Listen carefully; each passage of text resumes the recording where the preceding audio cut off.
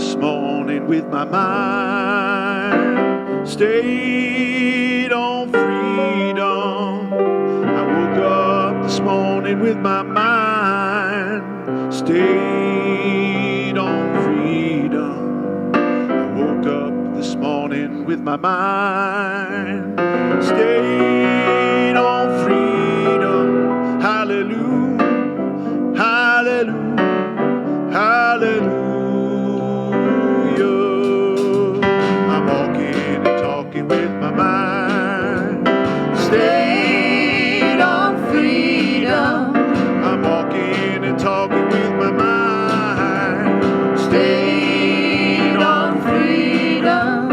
I'm walking and talking with my mind stayed on freedom. Hallelujah, hallelujah, hallelujah, hallelujah, hallelujah.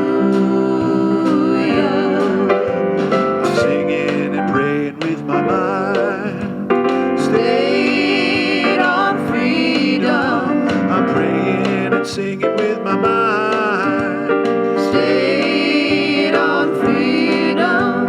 I'm praying and singing with my mind stayed on freedom. Hallelujah, hallelujah, hallelujah, hallelujah,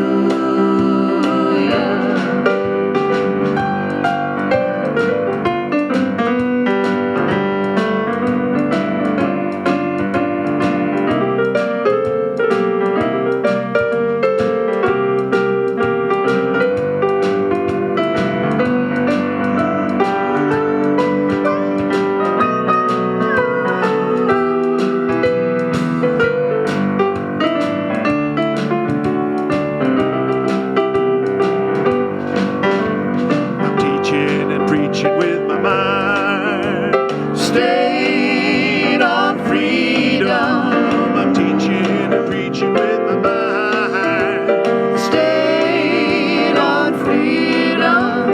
I'm teaching and preaching with my mind stayed on freedom. Hallelujah, hallelujah, hallelujah, hallelujah, hallelujah, hallelujah, hallelujah, hallelujah, hallelujah, hallelujah, hallelujah,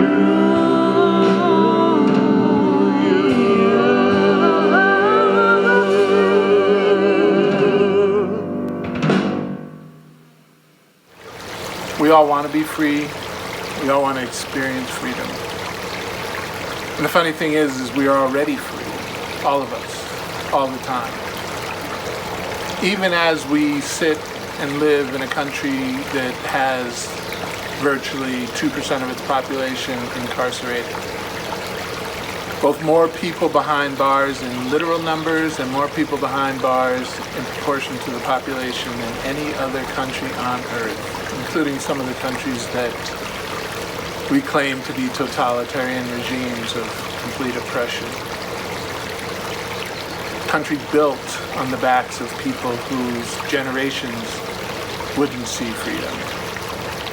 People stolen from their own land and brought here, enslaved. Land stolen from people who were relegated to small postage stamp parcels of existence after having roamed free the entire expanse of this continent. And yet, as science of mind teaches us, we are always free. We always have the capacity within ourselves to liberate ourselves from anything that has us feeling trapped. But it is only when we know that, it is only when we are aware of that capacity within ourselves that that truth becomes manifest reality. Reverend Amani Malaika here. Just a quick reminder that you can be a part of this mission. Love in Action, transforming lives, transforming communities, by simply texting to give. It's an easy way to send a contribution to the work we're doing, transforming lives across the globe through our online reach. 12 years old. I'm laying on the floor outside my parents' bedroom, quite sure that I have to break the news to them that I am crazy. I had come to the decision that what was happening inside of me, in my brain, was crazy, was fully mentally ill. And I didn't know if I was schizophrenic or bipolar or what was going on. I had done some research. I was a researcher even back then, but I knew that I was crazy. I knew that something was terribly wrong with me. And I laid outside their bedroom door night after night after night, trying to tell them how broken I was. And when I wasn't able to get the courage up to get those words out of my mouth, it became this experience of a secret in me, because I could tell that the way that I was working inside of my own head, and the way that my friends were talking, and the way that they seemed to be living their lives, we were so different. And then I discovered my great adolescent love, cocaine. And I started to feel not only normal, I felt on top of the world, which then became fully addicting. I did all the things. I did all the drugs. I drank all the things, anything I could get my hands on, but my love was cocaine. And by 17, just a few weeks after my 17th birthday, I checked myself into rehab. That is the anniversary this July of 32 years ago.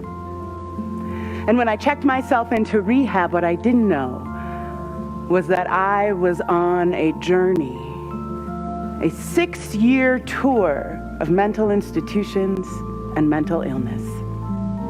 Because lo and behold, that 12-year-old girl who knew she was crazy, who had managed to medicate herself all through the rest of her adolescence, when those drugs were taken away, I was left with my crazy. Now, come to find out, my particular crazy was trauma-informed and addiction-informed, and was not necessarily inherent brokenness in me, which is exactly what I thought it was. And it is Mental Health Month for Black folks this month. July is the Black Mental Health Month. And I thought, this is a great time for me to share this story with y'all. But here's what I really want you to know. What I didn't know was happening at 12 or at 17 or at 20, not even really at 23 when I started to come back to myself. But what was happening was the beginning of my pathway of transformation. What was happening was these steps on my path that were taking me to freedom. Yes. I didn't know it then. I sure know it now. And I want to share this story with you because all month long we're going to be talking about the pathway of transformation and the way that we offer opportunities for you to be on that pathway intentionally and consciously to transform your own life and the lives of those around you. And in my experience, that tour of some very, very dark nights, that tour that took me to more institutions than I can actually count right now, that tour that brought me through 6 years of misunderstanding who and what I was, but was so, so critical to my pathway of transformation. And towards the end of that journey, there was a moment where I decided for the third or fourth or seventh time, I can't actually count, that there was no reason for me to continue to be alive if this is what my life was going to be. That this kind of dark night that seemed to go on for years and years and years was no longer the choice I wanted to make. And so in my early 20s, after many institutions, many therapists, many medications, many diagnoses, I got a hold of a gun. And it was time for me to make it stop. And this was not the first time I'd attempted suicide. But this was the time I was really quite serious about it. And God intervened again, as God does, and I was saved from myself. Found myself in another institution. And yet, that moment where I was willing to give up my aliveness in order to no longer be in the kind of pain I was in, that moment led to my ultimate freedom.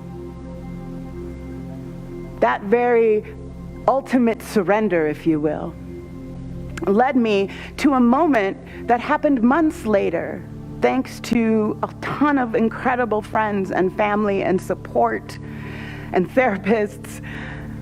I woke up one morning and I walked outside and the leaves were changing. It was the fall. And for the first time in my life, I noticed how beautiful the color of these leaves were. And I thought, holy crap, this is what happy people understand about life. I actually wasn't sure most of my growing up years that happy people were real. I kind of thought they were faking it. I did not believe for a second that this aliveness, this life thing, was something to be glad about. I actually deeply believed, that whatever this greater entity was, had me here doing time. I kind of saw Earth as like some big cosmic global prison. But that day in Santa Fe, New Mexico, walking outside and seeing the leaves changing, woke something up in me that made me begin to believe that life could be something else, and that maybe all those happy people knew something I didn't know, because I could feel alive. I sat there in that moment with tears streaming down my face, and I realized I was alive. And if I was going to stay on this planet, there might be a chance for me to be one of those happy people. And in that moment, that aliveness, that beauty, that God awoke a freedom in me that no longer required me to attempt suicide. That moment was my freedom from suicide. But here's the funny thing, it was not my ultimate freedom. But it got me free enough to begin to move towards a greater experience, a greater transformation that would allow for me to get truly free. I want to share a quote from Ernest Holmes. "The wall which keeps me from the greater good, aka freedom, is built of mental blocks, cemented together by fear and unbelief, mixed in the mortar of negative experience."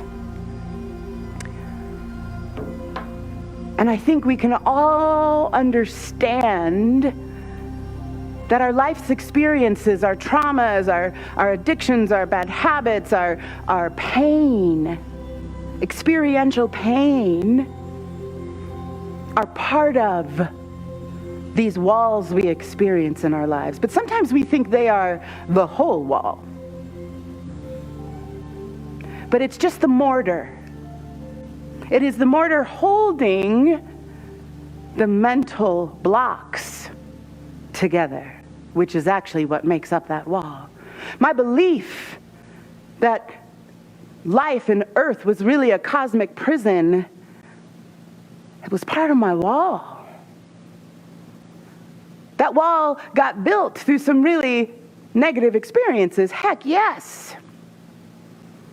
But I realized it was in the tearing down of some of that wall, just by finding beauty, by doing the work with the therapists and the treatment centers and the mental hospitals and all the things that began to allow me to bring down some of those blocks. Maybe life was not punishment. And it brought down those blocks just enough for me to ask the question,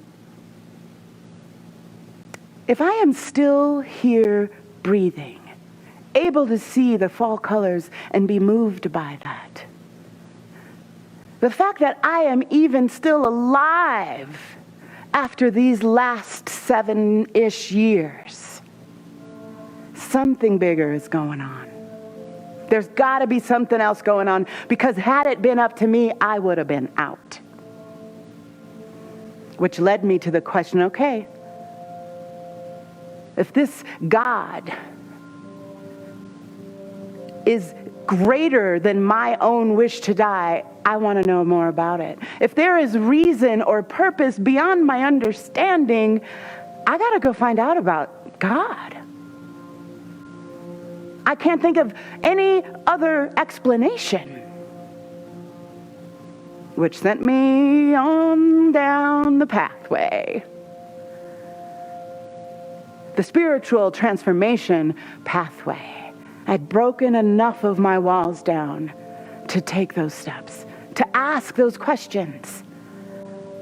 I think sometimes we forget that asking the big questions, that being intentionally and consciously on a spiritual journey, it's a luxury.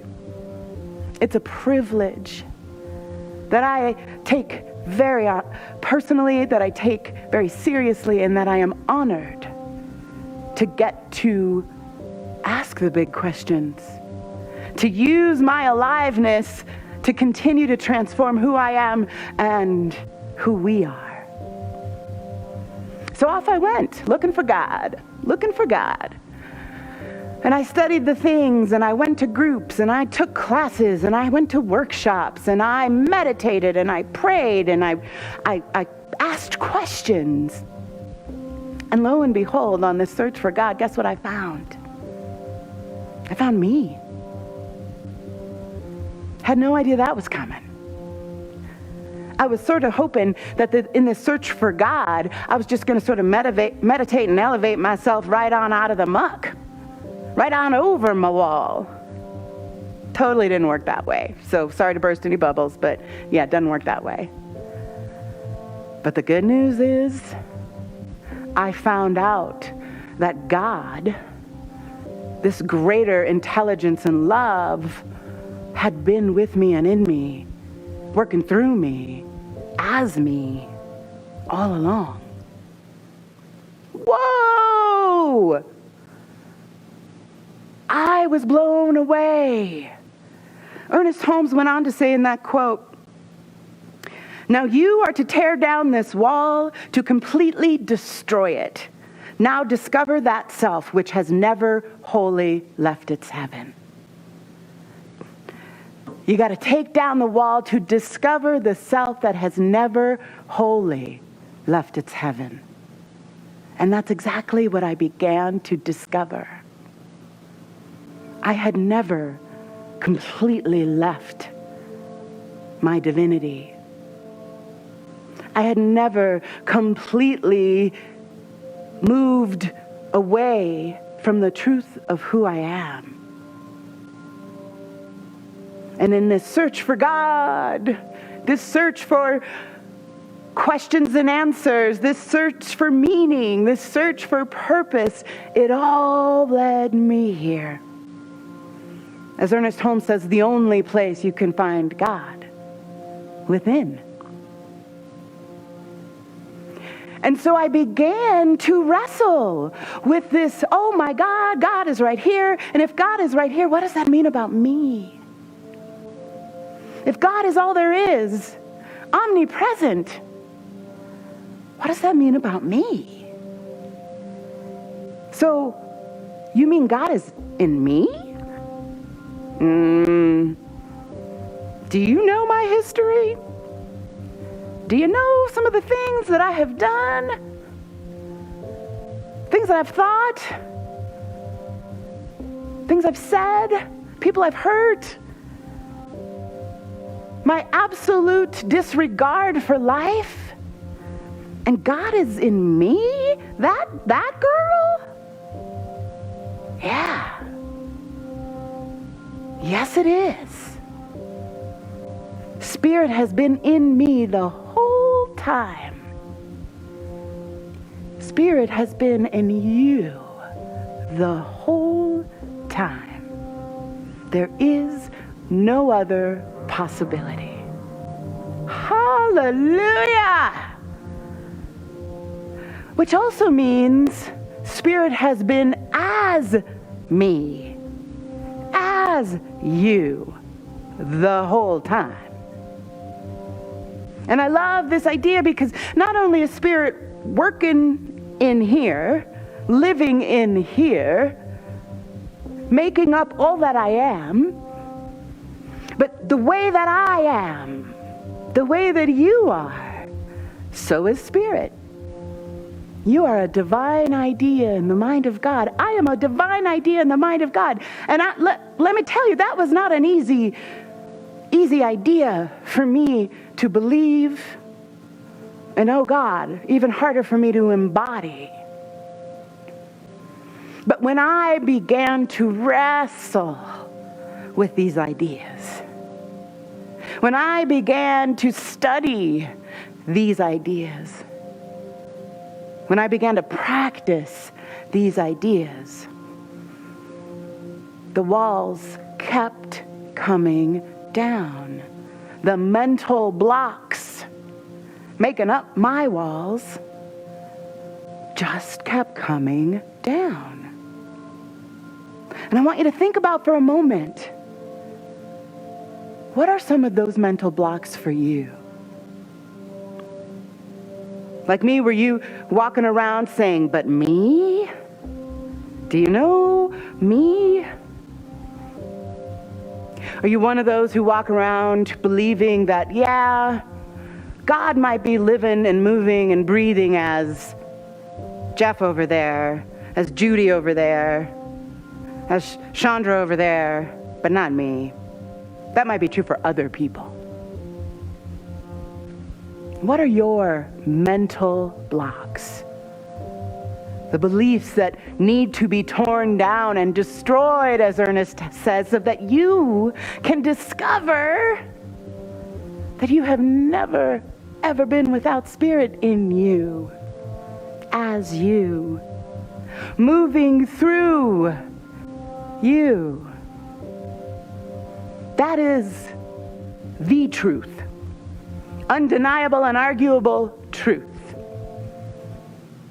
The only thing in the way of you experiencing that was in the way of me experiencing that truth, experiencing my aliveness, where my mental blocks are your mental blocks. And they got to come down. They got to come down. And I will be honest, I was not without a therapist for quite a while, even after the desire to commit suicide left me. And the search was long. I was 23 years old that day in Santa Fe, watching the trees turn. I'm 49 now. The path has been long, my friends. The path has been long. But wow. Wow, to be alive and know that I am alive with the Spirit and that there is no other possibility. And to know that truth and to feel that truth, which came later, came after a whole lot of practice and prayer and trying things on and letting things go. deepening my understanding, questioning my understanding. But when that arrived, that holy crap, not only do I know this to be true, but I feel this to be true, and now I can allow it to move me, through me. I now get to be so moved by the Spirit that is in me, that is present in me, that is living as me. I get to now express that Spirit through all that I am, all that I do. My very breath is an expression allowing Spirit to move through me. This, my friends, is freedom. Freedom, according to the dictionary, implies a permanent removal from whatever binds, confines, entangles, or oppresses. Permanent removal. Permanent removal of the wall. Permanent removal of anything that feels oppressive, binding. Freedom can only be achieved when we permanently remove the mental blocks between ourselves and Spirit. When we align ourselves with the truth of who we are, when we align ourselves with the truth of God, and not only recognize in our thought and belief, but feel the truth of that oneness. When we do that, we are free. There is nothing out in the world, in our relationships, in our circumstances, in our government, in our society, in white supremacy, in classism, in sexism, in homophobia, not a thing outside of us that can put a block back in our walls when we know who and what we are. We permanently remove anything that oppresses or binds. Which is why I know for sure this path of transformation that I am on, that you are on, this is the road to freedom, my loves. This is the journey that gets to the place where we have all desired in some form or fashion, even when we think the desire lives in a set of circumstances out here. If that law would just change, then I would be free. If that lover would just do what I want, then I would be free. If I just could get that job, then I would be free. If I could move to a country with better laws, then I would be free. None of that is true. Would the circumstances be lovelier? Would the mortar of negative experiences that help to build our mental block walls be lessened? Absolutely. Would we be able to maybe do a little less damage and harm to one another? Absolutely. Would we be free? No. Changing outer circumstances in order to achieve freedom is a waste of our time and energy. Now, if we just want to busy ourselves and distract ourselves and feel worthy, fix ourselves, you can busy yourself with those outer circumstances all day, every day. But I know you want freedom.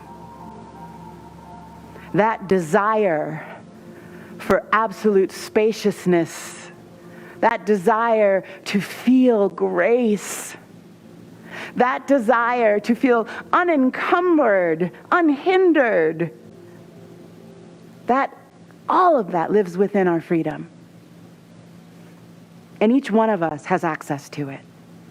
Each one of us is promised it if we take the journey. if we say yes to transformation, and gosh, transformation can suck sometimes. I know. Believe me, I know. I got stories, y'all. But it is also precious beyond words, priceless beyond measure.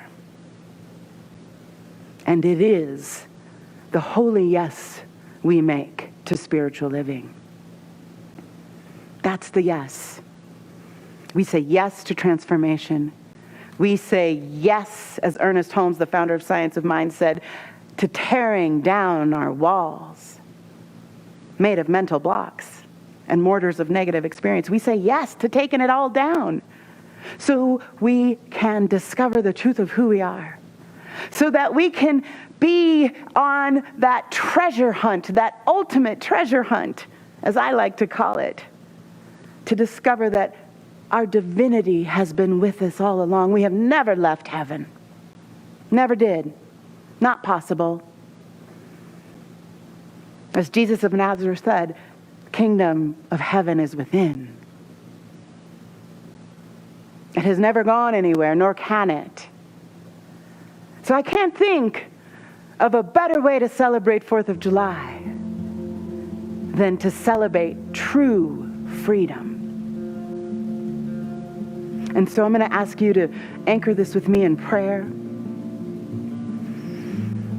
What I know for sure is that the one who goes by many names is living itself right now in each and every one of us.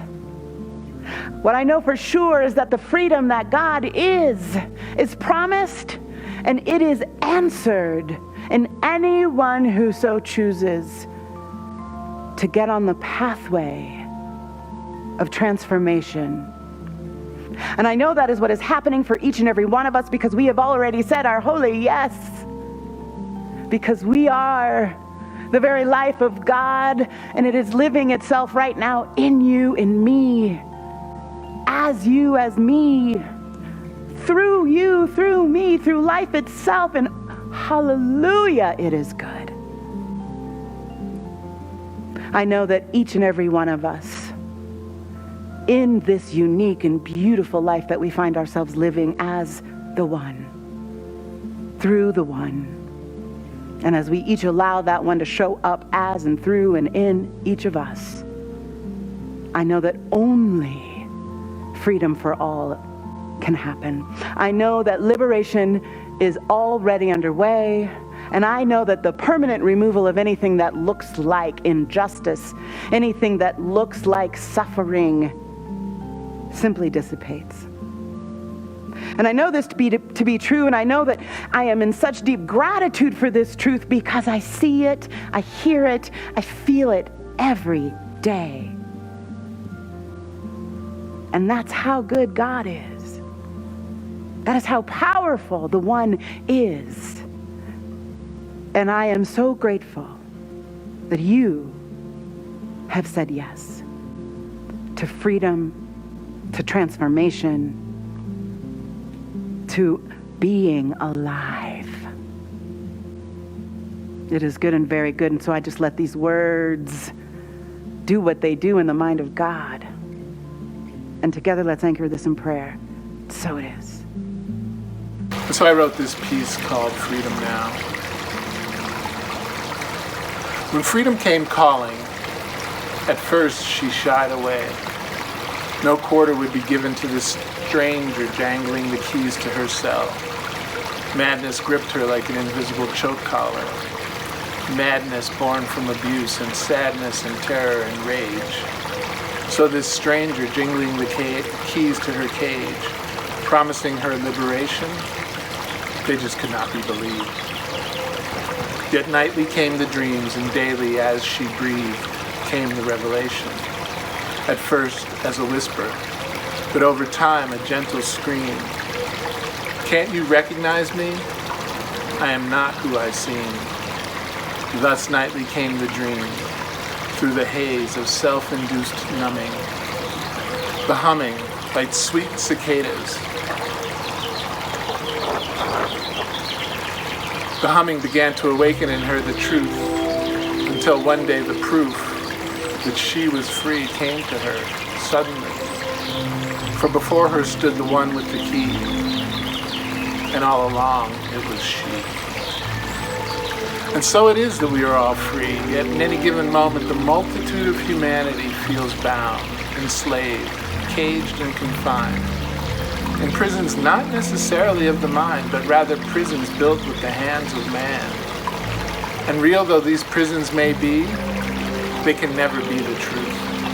The truth is liberation. The truth is celebration. The truth is freedom. It is the birthright of all. If we could but remember who we are, no cage could ever hold us. If we but remember love, no cage will ever be built by our hand, nor tended by our will. Thank you so much.